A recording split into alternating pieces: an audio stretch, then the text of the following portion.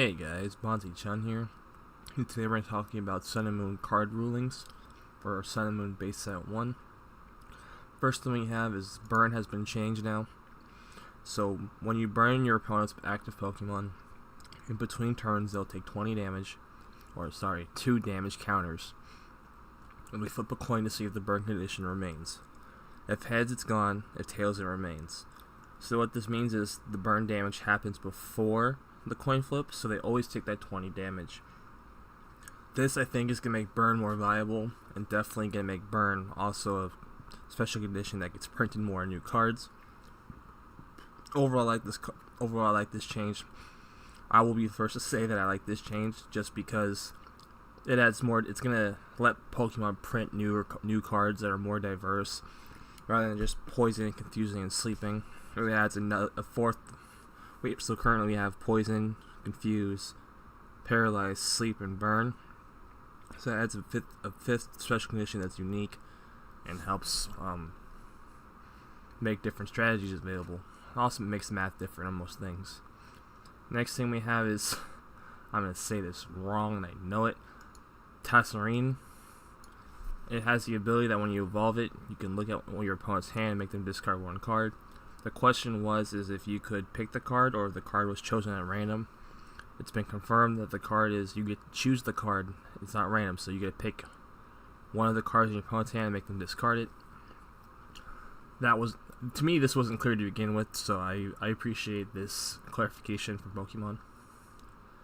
So next thing is Gumshoe GX. It has the ability to search the premises. It says once during your turn before you attack, you may have your opponent reveal their hand. Now the question is if you had multiple Gumshoe GXs on your bench, if you could use if the ability was once per turn in general, like a one-time use for all, you can only use it once, or if you use it once for every Gumshoe GX you had on your bench. Turns out you can do it once per Gumshoe GX. So let's say you Gumshoe GX, search the premises, you see your opponent's hand, you don't like their hand, so you play an N, make them reshuffle their hand. And then you can look at their hand again with your second Gumshoe GX. Overall, I like this ruling.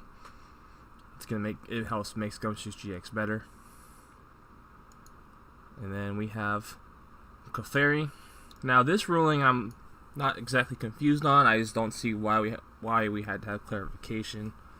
But then again, you can't assume anything, because if you assume something, you make a blank out of me and a blank out of you. Comment if you know what that means. So Clefairy's metronome attack, it says you can copy one of your opponent's active Pokemon attacks and use it as this attack for 3 energy. The question is if you could copy GX attacks, and if you do, does it count as your GX move for the game? And yes, it does count as you can use it, and yes, it does count as your GX move for the game. I was confident that this is how it was going to work to begin with, because if it worked the other way where you could use the GX attack but doesn't count as yours, that would be extremely broken and overpowered. So I'm happy that they clarified that. So if you thought you guys could take some cheesy wins with Metronome, good, you can't. And then the last thing we have to talk about is Dragonair from Sun and Moon. So Dragonair has the attack Dragon Prayer. Once during your next turn, you may attach as many energies you like from your hand to your Pokemon for a single colorless. There's 2 questions about this card. The first one is if you had to attach all the energy at one time during your next turn, or if you could split it up. Turns out you can split it up, so you can attach your energy, Sycamore, and then attach 3 more, or how many more you draw. And the next question was if you evolve the Dragonair that attacked with Dragon Prayer, does the effect still go through, or is it considered a new Pokemon so the attack is nullified? So if you were to evolve Dragonair to Dragonite, the effect of the attack is still valid and it still goes through.